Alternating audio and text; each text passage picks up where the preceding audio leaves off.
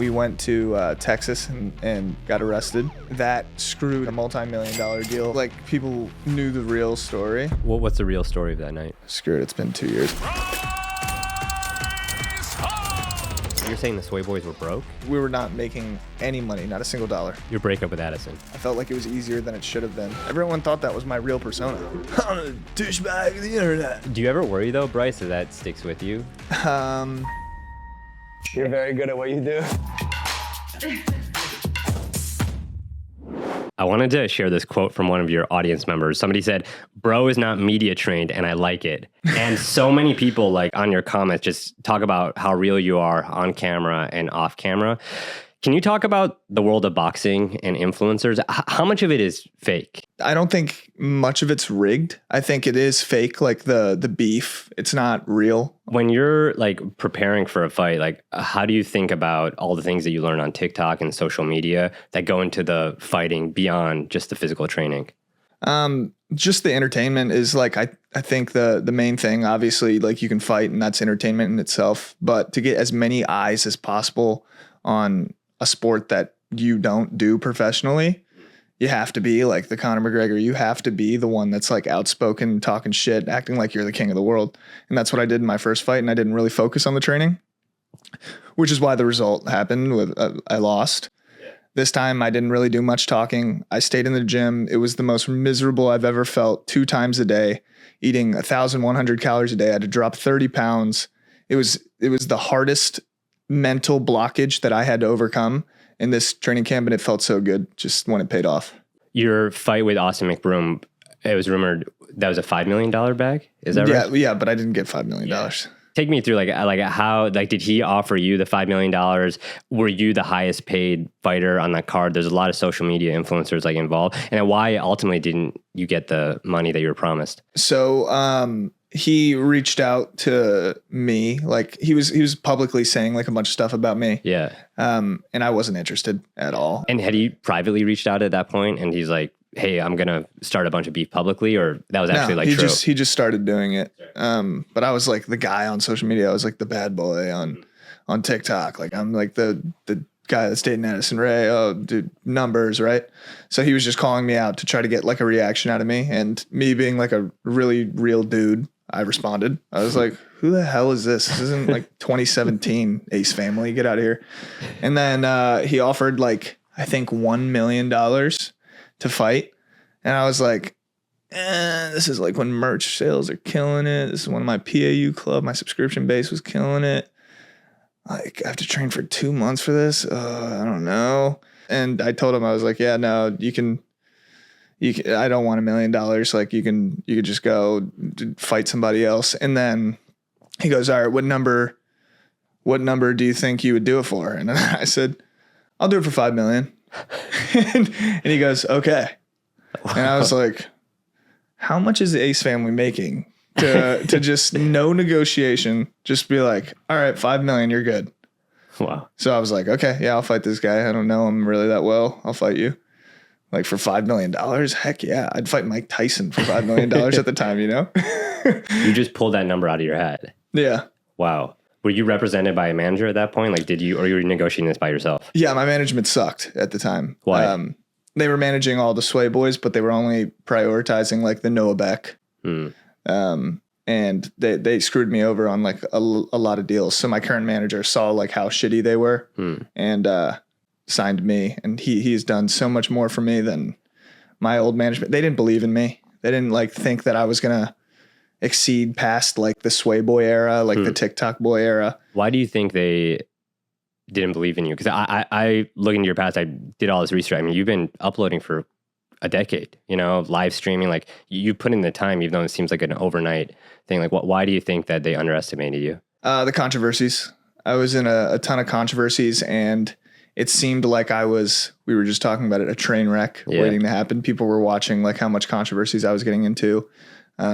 Any little thing I would just do would get massive press, but it's like early 20s kid getting a bunch of attention, doing like things that normal 20-year-olds do, 21-year-olds do, like drinking, partying, fighting, like, you know, everything that I would do would just get amplified times a million. So it just made me look like a way shittier person to the public eye. And they saw that, and they wanted the clean boy, Noah Beck, who has the rock hard abs, super attractive dude. Like, he could be a Disney star, you know? So understandable, but like, I'm glad I don't work with them anymore. And I think their only client still is Noah Beck. You mentioned the Swayboys. Can you talk about like how that came together and then fell apart? Hype House just started. It was like the Charlie D'Amelio's, Dixie D'Amelio's, and me, Josh, Jaden, and Anthony all lived together in this random house in Glendale. And we saw like the Hype House just starting, and we were like, oh man, we are so much cooler than them.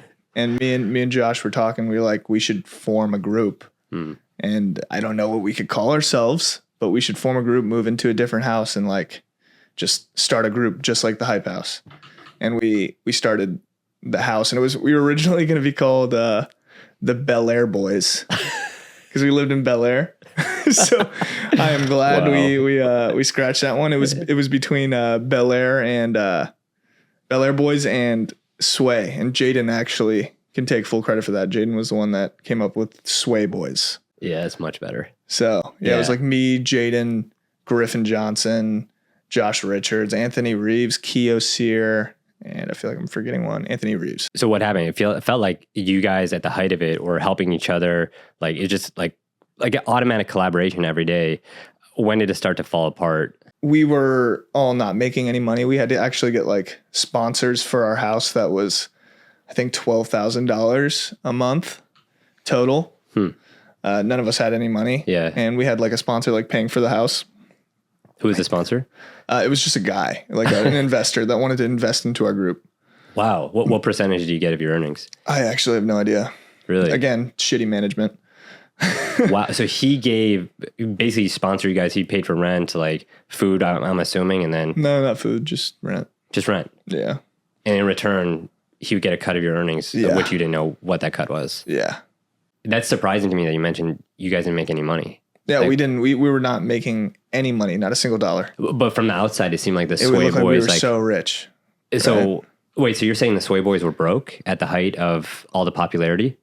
Until we all actually separated. Really? Yeah. How on paper it seems like it should have been like such a lucrative deal for so many people involved. Like why wasn't it? Like what broke down? It was mainly like me and Josh first that like figured out how to make money on social media. So we had our merch, we had our YouTube channels. Yeah. And at one point like we were selling to the point where it was like, oh my God, what is this? Like what? Tell some numbers. Like at my peak, I was selling like 300, 400K a month in merch. Wow. And it was random. It was like, I think June of 2020, I got my first check. It was like 130K. And I was like, $130,000? What the fuck? And then the next month it was like 200,000. And I was like, oh my God, these numbers are insane. I've never seen this in my life. Like I only had like probably 30 grand in my bank account when I got my first over 100K check. Wow. And it was all just from like these shirts that said Party Animal University. Wow. Yeah, no. And then all the other Sway Boys saw like me and Josh, because Josh also had merch that was killing it. Yeah. So that was merch exclusive to you. Yeah. It wasn't like Sway Boys like house merch or anything. It was just you for people who were fans of Brycehall. And then me and Josh created that diss track on Lil Huddy. Yeah. Still Softish. Yeah. And we banked. Like how so? It was Spotify streams, over 100 million streams, over 50 million or 60 million on YouTube. Wow. It crushed. And then we had merch that said Still Softish on the private area. Yeah. And then a sweatshirt with like a crown sold. Like it was good. And that was the first time like any of the Sway Boys made money. So all the other Sway Boys saw like this stuff and they were like, huh, interesting. Wow. And they started making merch, but what were other ways that's so interesting to hear you and Josh really pioneered the business side of the Sway Boys before leaving? Like what were other things that you guys were doing that you were surprised that your other like Sway Boy, like the other Sway Boys weren't? I started a subscription based because I was doing YouTube and kind of censoring my videos like a ton to obviously get monetized. I started like a subscription based platform through the same company that Logan Paul was working with Chase Hero, Subify. Got it. And that was for his Maverick Club. Yeah, Maverick Club. And I called it PAU Club. Got it. And it killed. Yeah. Like it actually like crushed crazy. And I was like, it was like the first time I was like genuinely getting it. Like social media, how to make money. But those were my only sources of income. It was like merch, PAU Club, and then maybe like $5,000 to $10,000 a month on YouTube. Yeah. So PAU Club, Party Animal University, you were basically having people pay monthly to get your uncensored content. How much did they pay monthly? How much were you making from that? I think it was $15 a month. $15 a month? Yeah, how many I members? I was posting maybe 3 times a day on there. Wow. And how many people signed up for that? At its peak, I think like over 15,000. Wow. Wow. It's so crazy because I feel like so many people who started on TikTok couldn't convert a following, at least initially. But to get people to buy that much merch, like sign up for your membership, like that's insane. Yeah. It was a crazy time. It was like all the TikTokers, their engagement across all platforms was insane. Yeah. That's one of the main reasons I started TikTok, because I saw like the Joshrichards and I saw the Jaden Hostlers and they only had like 300K on Instagram getting 150,000, 200,000 likes. Yeah. And I was like, what? So I saw that and I was like, oh my God, this is after getting off of Musical.ly. Yeah. And I'm like, oh, am I going to have to do this shit again?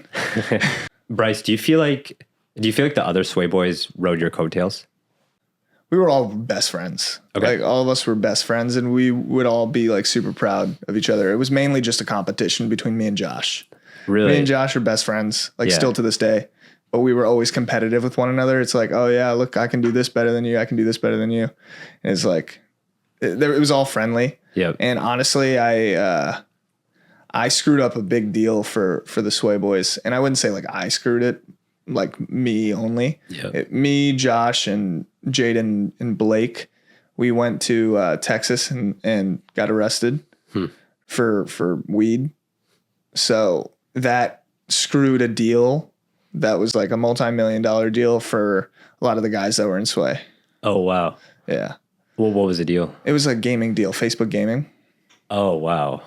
So I screwed that up for a bunch of the guys. And granted, it wasn't entirely my fault, but like if people know that story, it's like I didn't smoke weed at the time. Let's just say that. Yeah.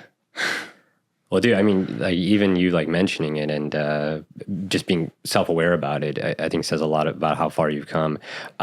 What were the moments that you're like, you know what, I'm going to go solo? Or what were the conversations you had with Josh about leaving? So after the arrest, Michael Gruen separated Jaden and Josh from our group, and everybody else moved out too. After the arrest, after you came back from Texas, Michael Gruen kind of like screwed me over. And like said it was all my fault. And for the arrest. Context, Michael Gruen was your former manager. One of them, yeah. One of them. So he was one of our managers, and he made everybody distance themselves away from me. For controversy reasons, like I was getting in a lot of controversies, but like the arrest kind of put it over the edge for him, and he was like, "You guys need to stay away from this kid." And the arrest being after you came back from Texas, or you're referring to something else? After we came back from Texas. Yeah. So all my friends kind of were just like, oh my God. But you weren't the only one arrested, right? Yeah, it was me and Jaden. So, but Michael Gruen and your management told everyone to distance themselves from you, not Jaden. Yeah. Why? I have no idea. Because it feels like, I mean, especially like what you said about like you guys were looking out for each other, like helping each other grow, pushing each other in a healthy way, that it's better to keep like the unit together. Why do you think they started? Yeah, and if you like people knew the real story, like of that night, that like hurt a lot. Like that he was separating everyone from me. Like after that, it was a tough time. What's the real story of that night? Screw it. It's been 2 years. I took the blame for the weed, even though I didn't smoke weed at the time. I like took the blame for one of my guys in the car. Wow. I was like, I'll take the blame. I'm 20. I won't get in super serious trouble. Like, I'll take the blame.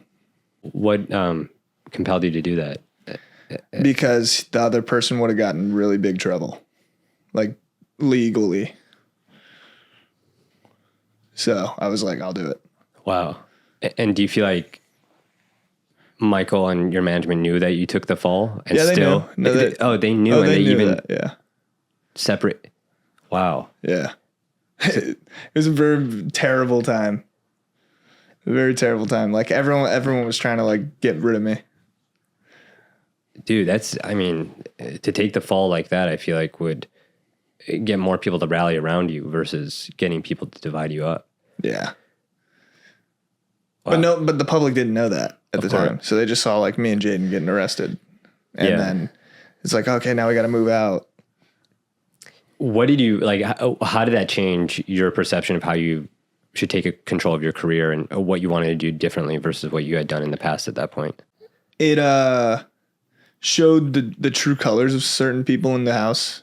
And then the ones that like stuck by me, like even though Josh was separated, me and Josh were talking all the time. Yeah. Like he was just like, dude, this fucking sucks. Like, but he looked at Michael Gruen as like a mentor, someone that could help him excel to the next level business wise. So I understood. I was just like, yeah, dude, just go do your thing. Like we'll hang out. We don't have to, we were still hanging out just off camera. But then some were just like, oh man, you screwed up like a multi-million-dollar deal for me. I don't know how I'm going to make like money. And then they just stopped talking to me. And then all of us kind of like separated except for me, Noah Beck, and Blake. And we moved into that other Vestone house, that giant Bel Air house. Mm-hmm. And at one point you're like, I'm done with the swayboys. I'm going to do it myself. Mm-hmm. It was after the Vestone house. All of us kind of were on the same page. Like we all we're ready to go like solo, but we're still friends. Dude, it's like a more dramatic and intense version of like a boy band breaking up and going their separate ways. Yeah, there was like 9 of us though. Yeah. What were the other things that you learned during that time in terms of surrounding yourself with the right people? That was a huge eye opener. That's why I kind of keep like my group small to this day. Mm-hmm. I don't really hang around like many people in the industry. Yeah. It shows like who is there for you when you're not as successful, like when you don't have all the cameras on you at all times. Yeah. And who's there like just because they actually like you as a person. Are there ways, Bryce, that you could tell that upon meeting somebody? Like first impressions, red flags? Like, immediately. How so? They don't pull their camera out. And we just are talking. Interesting. The ones that are like, hey, oh my God, we should film this TikTok. Oh, hey, look, get in the Snapchat. Oh, you want to take an Instagram story? Make it look like we're friends on social media, but we're not. Is there somebody who's done that to you that like really bothered you? Many. Actually, like I never post with like anybody. I think it's like weird to ask people for photos and like get in videos unless you're like my close friend. Yeah. So like props to everyone that does it because it takes like some serious balls, like to just not care or read the room. Yeah. So, I mean, I just don't do that. It's not me. Yeah. I mean, having been in the space a while myself and like working at YouTube and Instagram, I always find like that initial interaction, you could either enter as a fan or a friend. Yeah. And I think pulling out that camera puts you in the fan zone. What made you want to take up fighting and boxing? You mentioned the $5 million bag. Like, take me through that chapter in your journey. Like, was that a Logan Paul or a KSI, like a chance for you to reinvent yourself, like change the narrative? Was it simply about the money? No, it was to put my name more out there. To get like, I saw social media people like Logan and KSI and like Jake Paul, all of them doing it, but it wasn't where this is before like Jake was like taken serious. Yeah. I wasn't scared to punch someone in the face and I wasn't scared to get punched in the face. I was like, I'll do it. Seems fun. And it was a really good excuse to get me through a breakup. I was going through a breakup and working out 2 times a day and training for something kind of got my mind off of things. Yeah. Your breakup with Addison. Yeah. So that was like a blessing in disguise. The fight. Oh, the fight. Yeah. Yeah. How did that affect you? Because that breakup was so public. breakups are so hard, like privately and amongst like friend groups. Like, how did that happening so publicly affect you, if at all? It sucked, obviously, but again, I was training. I was like focusing on something. I had my mind occupied at all times. Yeah. So I felt like it was easier than it should have been. But yeah, like that was a 2-year relationship. Just kind of like we spent every single day together. Yeah. So it was weird not having that other person. Yeah. Do you guys still talk today? No. I think if we saw each other though, like I don't know if it would be like a handshake scenario or if it would be like a hug. I don't know. You give Addison a handshake today, not a hug. I don't know. Like I genuinely wouldn't know. I'd be like, good to see you. During that time when you're getting ready to do your first big fight with Austin McBroom, what do you think about as you like walk into the ring? Because you were very confident. Like a lot of smack talk beforehand. You have that famous quote. I've been 40 street fights. I am not afraid of anything, and I got 2 guns right here. Did you know that would get memed as much as it did? I knew it was going to get coverage. I was literally going to be like the Conor McGregor, and if I went in there and I won, I would have just doubled down. So you were playing into it. Oh yeah, fully. What were other moments where you're like, okay, I get that theater is a big part of boxing and fighting. I'm going to play into this. I'm going to say this that led to moments like that. Every single time a camera was on me, I found a way to somehow just talk shit about Austin McBroom. I would play with his last name a lot.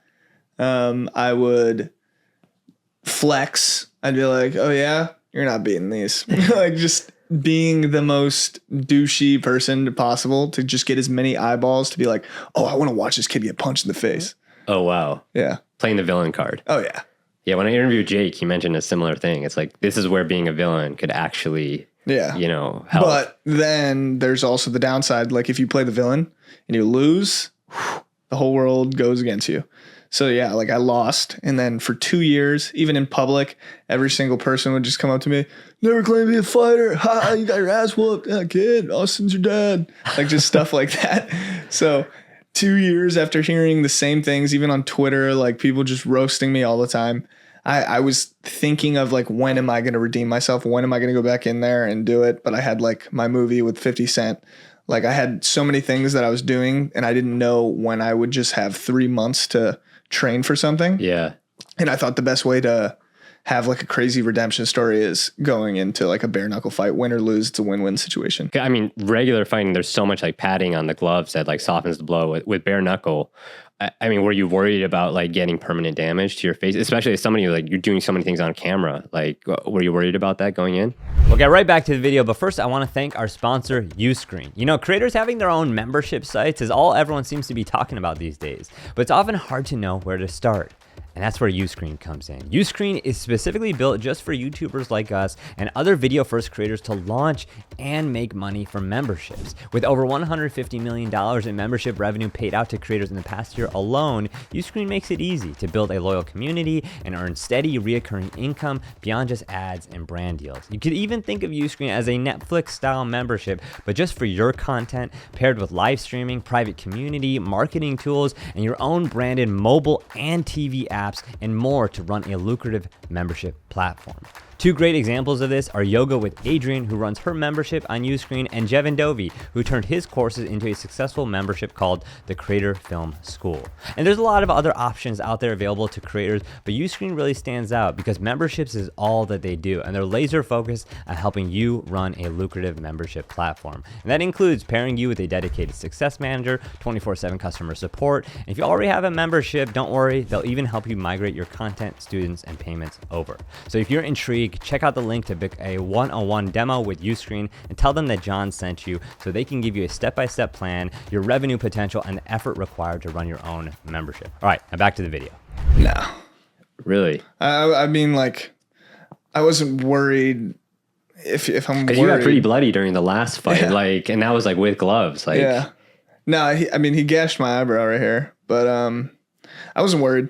I think like if I thought about it too much, and also I feel like the reason I wasn't thinking about it so much was because I was hungry at all times. Like I had to lose 30 pounds for the fight. I could only eat 1,100 calories a day. I was constantly thinking about just like a cheeseburger, like something like super good pizza, like good food. And it wasn't clicking into my head like, oh, hey, a few days, by the way, I'm fighting like bare knuckle against somebody. Yeah. So you got offered $5 million for the first fight with Austin McBroom. Still trying to collect that. How much did you get offered for this bare knuckle fight where the stakes I don't know seem if it's to be public. even higher? I don't know if it's public, but it was enough to make me fight like bare knuckle. Yeah. Was And it honestly, more than it 5 wasn't. million? No. It wasn't like a crazy bag to where it's like, oh, you're gonna risk your face. But it's like I did this also so that I could potentially work with them long term on the back end side. How so? Doing something like their interviews, like doing TikToks for them, like doing something long term with them. And the best way to do that was to fight on their card and show them, like, hey, I actually like the sport. And with them, you're saying the league that puts on the bare knuckle BKFC, fighting. yeah. Why bare knuckle fighting of all things? I think BKFC is going to explode. It's doing crazy numbers and it's constantly growing. It's like one of the fastest growing sports right now.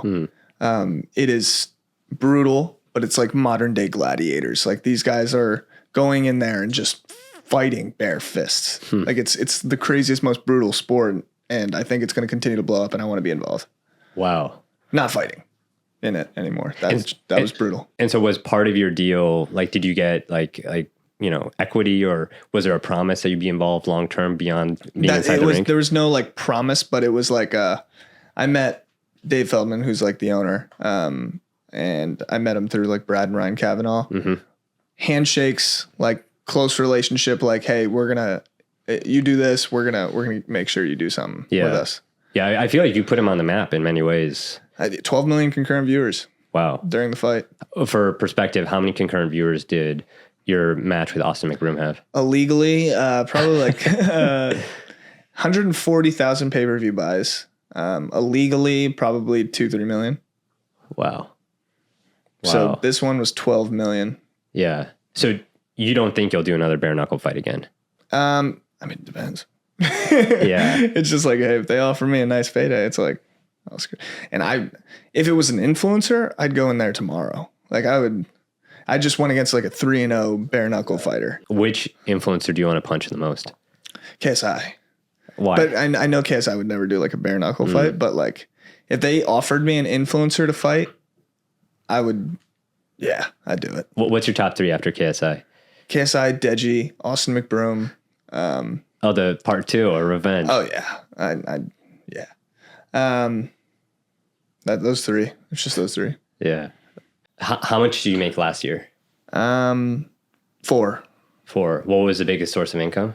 Snapchat. Snapchat Was definitely one of the, let's just say that. Not TikTok or boxing or anything like that. No. I didn't do a boxing match last year, so I didn't get like a payday from that. But yeah, Snapchat. And this most recent one you did, you haven't got the pay yet. Yeah, no, it's net 60. Yeah. So 4 million made last year, and you'd put your net like worth like at about 8 million. I would say like with everything that I like own, houses and stuff around that. Yeah. Yeah. That's incredible, man. And I know you're building your business. Like you have launched an alcoholic beverage that just came out, Blackout. You have that movie with 50 Cent, Skill House. You had an energy drink, Annie Energy, recently. I'm wondering what's the best deal that you've signed, and what's the worst deal, or what's the deal that you really regret? The best deal would be like the alcohol company that I just launched. Yeah. Blackout. We're doing like really big things very, very soon. Now that I'm like out of like camp, I can actually like do stuff with them again. And how does that work? Do they approach you with the drink and then you slap branding on it, or like you're involved from the get-go? It was already like a completely established brand. Yep. We went to do like the revamps on like the taste testing to make it taste more for my demographic, 20-year-olds, college kids. We completely revamped all the flavors. So now it's way better. The cans are new. Now it's not like a paper over the cans. It's like you can just immediately shotgun them. It's super sick. I thought it was interesting, Bryce, you launched like Blackout, like your beverage, but you also previously had a different beverage company, Annie Energy, that it sounds like you've moved away from. Yeah, no, Annie Energy we sold what we had. Yeah. And me and Josh kind of just were like, okay, you guys can do that. You guys can have it and do whatever you want with it. It's interesting because I think so many creators are trying to launch products. So many companies are trying to approach creators. And then you had this experience, like one drink didn't work out. One drink seems like it's off to a great start and working out. Like, what are the do's and don'ts? Like, what did you learn from Annie Energy that you're now applying to a completely different team is a great start. Like, so when you have some terrible team that a terrible manager sets up for you and just kind of like off the get-go gets these newly 20-year-olds and 21-year-olds to promote a product that they've never done and then set a random equity amount and never paid them, it's like that's a very bad start. Oh, wow. But, so this was another like relic from your old management. Old management screwed me over so much. I'm so glad I'm away from them. Like, keep them over there. And I don't know what they're doing with Noah Beck, but good luck. Just terrible business model of the drink. Obviously, it was like, that's not their specialty, but they still felt the need to be like, hey, I will still take a percentage of this, even though I'm doing nothing but telling you to post your deliverables. It was a very stupid model. The branding was sick. It was short for Annie, for Party Animal University. Yep. It was doing great. We got into all Walmarts. It was crushing it, but again, this is not the profession. So the deals that we were signing with Walmarts, they were going in random aisles that weren't even like energy drink aisles. It was terrible. It was just a very terrible business model. We sold a ton of cans, and then me and Josh exited that. With Blackout, it's a great deal, and we have ways that's going to expand it to the next level. It's going to be the college drink. What's like, you don't have to get into too much specifically, like what's better about this deal? Is it that you have equity? Is that you have ownership over like branding and control? Like what did you learn, or what is specifically better about this product relationship than the last one beyond like the management? I have full control of everything that I do with this. With Annie, it's like they would give us cringe things to do, like very cringy ideas that they would want us to do, and they wouldn't even ask us if it was cool. They would just kind of like put us there, like, and what? Be like, all right, you're doing it. These weird like color coordinated outfits. Okay, we just partnered up with Amazon. The first time that they actually let me do my own creative, it was one of the best performing things. It was like, we partnered up with Amazon. Their idea was so bad, I almost like wanted to just be like, yo guys, I'm out. I dressed up as an Amazon worker, put Josh in an Amazon worker outfit, and we delivered Amazon packages with Annie in it to like a bunch of houses nearby in California. So I was like, okay, Annie's now on Amazon. Look at this stuff. And then we went around LA and delivered them in our little Amazon things. It was like, just everything that they had for the creative was just so bad. I was like, guys, it was terrible. Dude, that continues to shock me. And I think it's happening less and less, but companies that want to work with creators but not let them impact the creative. Like, it's like you can't, like, it's not just a distribution. You can't have the creator. If you want to partner up with a creator, this is a message for all the brands out there. Let the creator create. Let the creator create, and then you approve it after. Don't give them ideas. Let them do their thing. And if you don't like it, make them redo it. So don't give notes during. Yeah. Just let them do their thing. And if you don't like it, make them redo it. Interesting. Yeah. So and that way the end result, because they still have to make sure that it meets their brand messaging. If it doesn't look like the creator's work, it's going to perform terribly. What are some of these other things that you're trying to go super hard on now that you're done with your fight? Obviously I want to fight again. Yeah, I want to fight again, but I don't want to fight. They wanted me to fight on that Prime card with like Logan and KSI and stuff. And oh, they did. Yeah, but I just didn't want to fight on a card that's promoting their drink. And I think a me and Deji fight would be a main card, like a main event fight in itself. I didn't want to just go on a card to promote their company. Yeah, and also my knuckles are still messed up, so. It sounds like you and Logan like have done a lot of similar things. Do you ever talk to him? Do you ever get advice from him? Actually, he does not like me. Why? I don't know. I don't know if he likes me. I don't know if he dislikes me, but he said a bunch of stuff about me online that was like negative, but then he'll see me in person and then we'll like laugh and like be like, ha, that was cool. So it's kind of like one of those where he said, I think I watched your interview with him. He said he doesn't fake beef, but is he beefing me or is that fake beef? Cause then he'll come up to me and like be nice, but he'll like, I don't know. I don't know what the whole relationship with Logan is, but I think like originally when I started social media, he was one of the people I looked up to, him and Jake. Do you feel like now you still look up to them, or is more peers, or like what's your relationship? What was that saying? It was like your idols turn into your enemies once you get to a certain level. I think it's something like work so hard that your mentors become your peers, or your mentors become your enemies, or something like that. I think there's something like that. Yeah, but you guys get the point. It was going to be a super hard quote if I quoted it right. Yeah. Would have been cool. Yeah.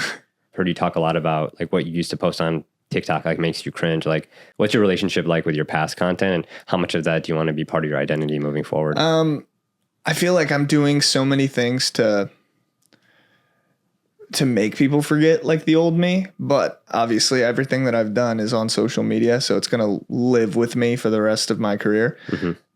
I'm not going to try to stop it. I'm just going to keep doing things, and then eventually people will be like, oh wait, I forgot he did that. Yeah. Like that type of vibe. I do really enjoy acting and doing comedy. Comedy's like where I kind of want to like keep my lane in it. And I've changed my whole like TikTok content to just straight comedy, like just reacting to shit, making fun of people, making fun of myself. So comedy's my lane, and I would love to do like we're talking about like a pretty big movie that's comedy. Is there a career? Is it like a Dwayne The Rock Johnson or somebody's career who you're trying to emulate? Tom Cruise, except like taller. How so? Because that's actually very different. Like Tom Cruise doesn't even upload on social. He's very private. Why Tom Cruise? In the acting world. I mean, wow. Okay, that's a huge comparison. So like I'm like the taller version. Everyone already compares me like that. I kind of look like Tom Cruise. Yeah. Like I can do all my own stunts. I'm athletic, and I could definitely be a badass in a movie.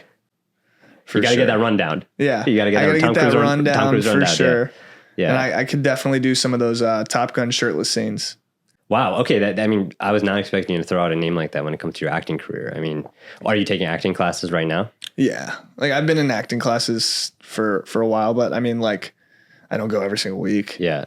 It's kind of like I've been in front of a camera for 10 years. Like I know how to act. Yeah.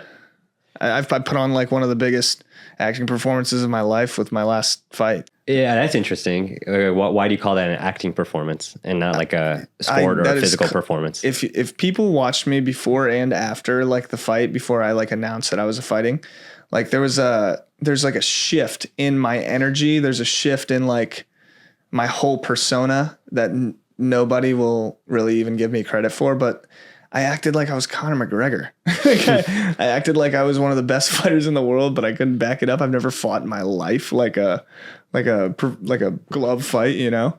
Like that was a great performance by me. I have to applaud myself for that.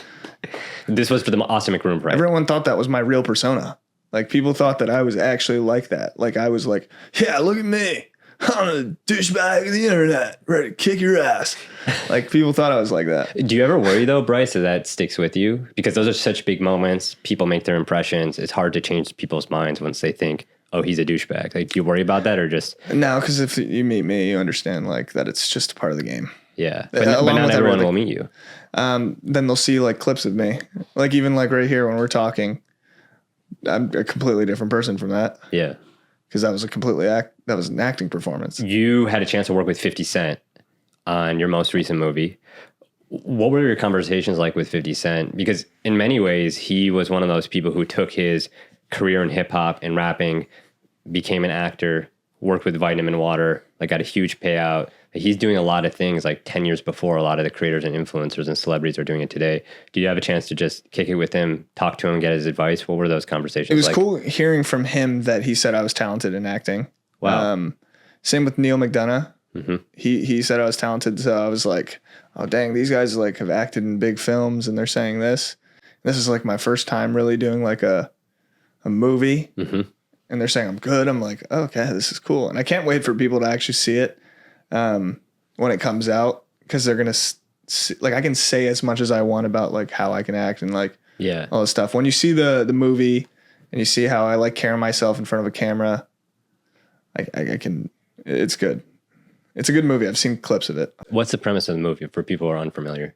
10 of the biggest social media stars get kidnapped and put in a house, and they're competing for the most amount of views. And if you have the least amount of views after each round, you die in like a very gruesome Saw-like way. Yeah, and it's from the creators of Saw. From the writers. The writers of Saw wrote this movie. Yeah. And the producers of The Social Network, 300, like just a bunch of big movies. Yeah. Like it's a legit movie. Yeah. Like, this is sick. Have the strikes in Hollywood impacted the production of this movie, or? Yes, that's why it would already be done right now and like out if there weren't these strikes. So you find like movies like Tom Cruise, like that's where you're thinking about this next chapter of your career. Like I want to do like action comedy. That's like the goal, right? Yeah. Like I want to do like action comedy films. Almost like a Terry Crews. More like a Ryan Reynolds. Okay, interesting. Yeah. How he can be like a badass, but also like super funny at the same time. Yeah. But then like people don't understand, like Tom Cruise has done some comedy and he's funny. Like, oh, dude. Yeah. I mean, Tropic Thunder. Yeah. He's a funny dude. Yeah. He's funny. Yeah, dude. We'll get right back to it, but first I want to thank InVideo AI for sponsoring this video. InVideo AI is an AI video generator that can transform a simple prompt you write into a publish-ready video. In just a matter of minutes, you can create your content without needing to record or edit your own footage. So for example, let's say you want to make a video about the importance of good audio and lighting. Once you add in a detailed prompt about that, you can choose the audience, the look, the feel, and the platforms you plan to upload to. And after just a few minutes, you can view a quick snippet of your generated video. When we talk about video quality, the first thing that might pop into your mind is the visual element. The clarity of the image, the vibrancy of the colors, the sharpness. And if you don't like that first version, don't worry, you can hit regenerate to get another version. From there, InVideo AI then lets you fine-tune your video even further. You can type in different edits into the edit commands box, including changing your voiceover, swapping out scenes, or updating the hook. You can either edit the media or edit your script. Editing the media lets you swap out any B-roll with footage from InVideo's AI library or your own personal clips. The script editing option allows you to make changes to your script. So InVideo AI will actually generate new B-roll, adjust the voiceover, and give you a new variation to work with. And the best part of this all, you can produce 4 videos like this per week for free with InVideo AI. And if you want more, you can upgrade to a paid plan, which starts at $20 a month, which lets you publish videos without a watermark. So click the link in my description down below to check out InVideo AI, and thank you again for supporting our channel. All right, now back to the video. Bryce, can you talk about how growing up without a father and your upbringing impacted how you go about your career today? Like I was listening to your podcast with H3, and just so many things that you said were just eye-opening. I feel like a lot of people don't know.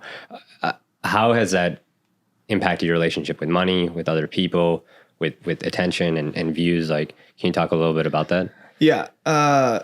So I feel like I never really made it like a massive personality trait to even talk about like not having a father growing up. I know a lot of people do struggle with it. I was the man of my house, I guess, as soon as I came out the womb. I started social media originally because I wanted to help my mom. He has no money. Like my father, he was a deadbeat. I wanted to take care of my mother. That was like the main reason I started social media. I wanted to buy her house. I wanted to just give back to her for raising a son single. And now that I bought her a house, I'm like, all right, now what the hell do I do? But what was that moment like? You bought her out. When were you able to do that? It's incredible. Well, I was shooting the movie with 50 Cent, actually. So like in the middle of scenes, I would be signing the papers for the house. It was pretty funny. But for me to answer like a question, like saying like, how is it different? I wouldn't know. I wouldn't know anything other than like being raised by just a mother. So it didn't feel too crazy. I mean, it was like, I never knew what it was like to have a dad. He left so early. There was no like major recollection of that. So I don't know. Like I felt like pretty normal. Yeah. I still feel pretty normal. growing up, people would say stuff in school like bullies, but I'd be like, what do you mean? Like, what do you mean? Like, no, dad, I didn't know. Were you live streaming? Because the first platform which really took off for you was YouNow, which was a live stream. Were you live streaming in high school? Did people know about it, or was it very private? I didn't really have any friends. So I started live streaming because I didn't have anyone to talk to. Yep. So I would just go on live. There'd be like 3 or 4 people, and I would be just talking to 3 or 4 people. And then it just gradually kept growing. So then like that 3 or 4 people, it's like, all right, now there's 20 people. I'm like, why is there 20 people watching me? Then it goes to 100, and then it was a couple thousand. Did you know that you'd be here today, or do you always have that vision of like, I'm going to make it, I don't care what they have to say? Or was it just like one thing that you tried that ended up working out? It was honestly either this or not. Like it was this. This was my only goal, to do social media. And I realized once I got outside of high school, I used my bullies and everybody that would make fun of me every single day, the bullying, the shoulder checks, the getting my ass beat in high school. I used it as motivation to kind of just prove them wrong.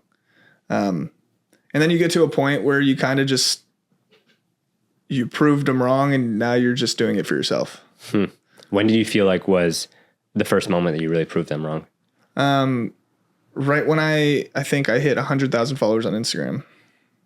I was like 100,000 followers. There's 4,000 people in school. 100,000 people are following me, and 100,000 people don't know who the hell you are. Yeah. So after that moment, I stopped even thinking about my high school bullies. I stopped thinking about like high school. You branch out and you're in the real world. Did your mom get it at that point? Because your mom did so much to raise you as a single mother. Like, what was she thinking at that point? Was she supportive? Did she not fully understand it? She still to this day doesn't understand it. But even after you bought her a house? Yeah, well, she understands like what I do. Like, she understands like I'm on camera. I'm doing like my social media stuff. I do like entertainment.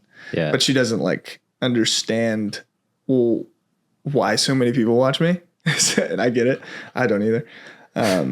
She was supportive from day one. When I was 14 years old, they monetized YouNow, and I got my first paycheck for $2,400, and she'd be at work working until like 7 p.m.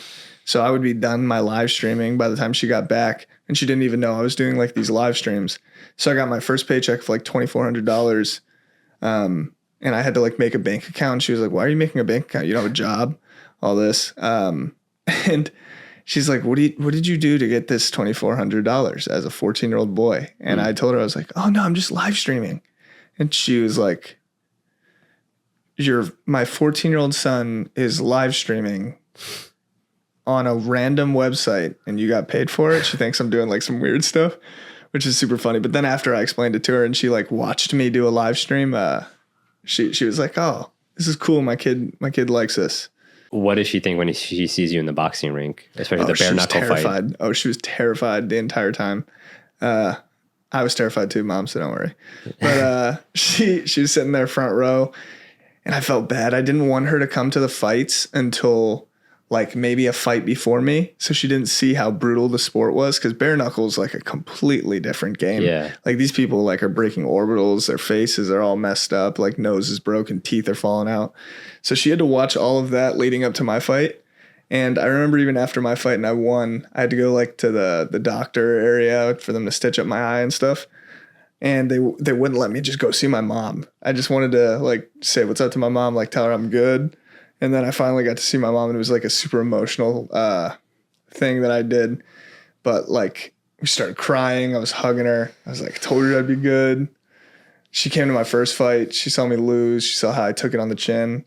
So it felt really good to like just take a win, take that home. And then my mom being there to experience it was awesome. Has your father tried to come back in the picture at all? Like, I know you've talked about how he was absent when you were growing up. Like, has he tried to like come back into the picture now that he's seeing like your success, or you guys don't talk at all? Yeah. He's reached out to my mama, and I told her I don't want to meet him. I don't care if I'm like, I could go I don't even know what the guy looks like. If I saw him on the street and he was walking by, I would not know who he is. Oh, wow. So I could go the rest of my life not knowing or caring what he looks like. he wasn't a part of my life when I was going through all my struggles. Why does he get to see me at the top? Wow. How do you think about like the next generation, like as you like build a family or like get down that path? Like what are some of the things that you hope like will be true for your kids that maybe weren't true like for you growing up? Well, I know for a fact I'm not going to do that to my kids. It's not really a high bar to like exceed by being a better dad than him. Yeah. So, I mean, and tell me, I know you recently went to like different college campuses to launch like your blackout drink at San Diego State. It seemed like so many people were coming up to you. Like, what were those conversations like? Like, what are people like coming up to you and talking to you about? Is it just like them wanting a selfie? Is it that they want advice? Like, what are people like on college campuses talking to you about? well, usually on like at party scenes, like when I'm doing the blackout stuff, there's not much deep talking. Yeah. It's just like, oh my God, take a selfie. You're awesome. And I was like, yeah, dude, you want this drink? And I'll give them like a free blackout. It's pretty funny. Yeah.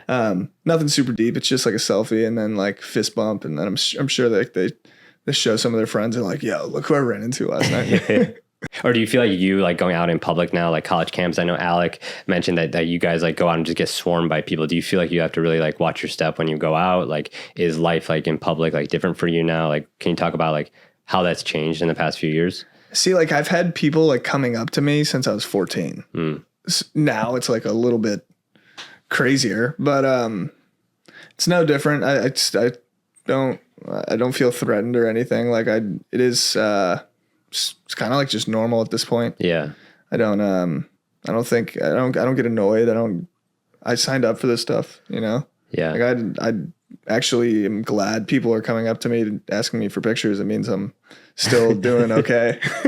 I'd be actually like kind of upset if no one did, because then I'm like, oh my God, I need to do a Tana Mojo and like scandal something.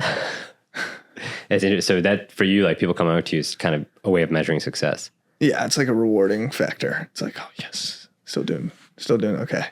Has there ever been a moment where you've been annoyed by it, or you don't want people to come up to you? I was never annoyed by the people. I was always annoyed by the paparazzi. The paparazzi, because I just know how they like twist the narrative, title their videos, and just asking ask questions in my face, like with a camera. Yeah. Yeah, that was the only thing I was annoyed at. You talked a bit about how like your old management like really wasn't the best fit. Now you're with a new manager. What are some of your behind the scenes conversations that you have with Brad that, you know, are different and that you're most excited about for your next chapter? Me and Brad immediately clicked. We have a lot of conversations, and our goal is to take over the entertainment space. And I feel like we're coming for it. What other ways? You talked about movies, fights, like what other like every single aspect of entertainment I will dip my toes in. Musicals? I already did that. Still Softish. Good point. Good point. I'm thinking like a full on musical, like something that really like is like High totally, School Musical type vibe. I was thinking more La La Land, like that type of like. Maybe. I mean, you said everything. I was like thinking like how much you're gonna every single form of entertainment. I'm gonna do it at least once. Wow. I want to play this clip that I found from the end of your past two fights back to back. If God, you could play this and react to it. I'm not a boxer. I'm not a fighter. I've never claimed to be a fighter. I am a boxer. I am a fighter. I've always claimed to be a fucking fighter. Bryce Hall, ladies and gentlemen. That's Brad. Me and Brad hugging at the end too. Dude, that was such an emotional moment for me. Oh God, dude, that was so sick. Did you know you were going to say that? Like, or did it just come to mind that you're going to like take that phrase that got so memed and turn it on its head? The idea was there. Like, I was going to say that at the end if I won. You know, like if I lost, I obviously wouldn't have said that, but I won the fight. And then you kind of like see me in like the beginning of the speech. I kind of was just like, I cannot believe that just happened. Like, I was like, I guess I'm just going to end it by saying this. So I wanted to say more words, but it's like everything was just going a million miles per hour in my head. I can't believe I just fought bare knuckle. I can't believe I just won bare knuckle. It was a very emotional moment for me. Like after everyone was doubting me that entire time building up to this fight, like plus 500 underdog. That's like a massive underdog. Like they thought I was going to get in there and lose. I fought my ass off. I trained my ass off. It was the hardest camp I've ever been through. And then winning as like the massive underdog. I get the knockdown in the first 10 seconds. It was like, it was just so emotional that I all that hard work that I put in paid off. Everyone doubted me. I proved everyone wrong. Like it was such like a crazy moment for me. Yeah. And dude, take me 5 years from now. Like, let's say you have another moment like this. What are you saying? Like, what's just happened? Are you accepting a speech? You know, are you doing an acceptance speech for a movie? Are you doing another fight? Like, let's say that this is 5 years from now. You have another chance at the podium. What are you saying on stage? So I think this kind of just put me into perspective, like doing a bare knuckle fight and training for it, putting 2 months of my time, 2.5 months of my time into something and really putting my all into it. And I do it and I win it. I think I could do anything if I put my mind to it and I put 100% of my time into it and I really, really just put my blood, sweat, and tears. When someone says that, like, and you actually apply it, I think I can do it. Anything. So whatever I put my 100% into, I'm gonna do another acceptance speech like that. So if it's like acting, I'm an actor. I always claim to be an actor. You know. Well, dude, I think just the way you reinvented yourself, Bryce, the work ethic that you put into it, and just the openness you talk about it is amazing, man. And I can't wait to follow your journey. Dude, thank you so much. Yeah, amazing. That's a wrap on Bryce Hall, guys.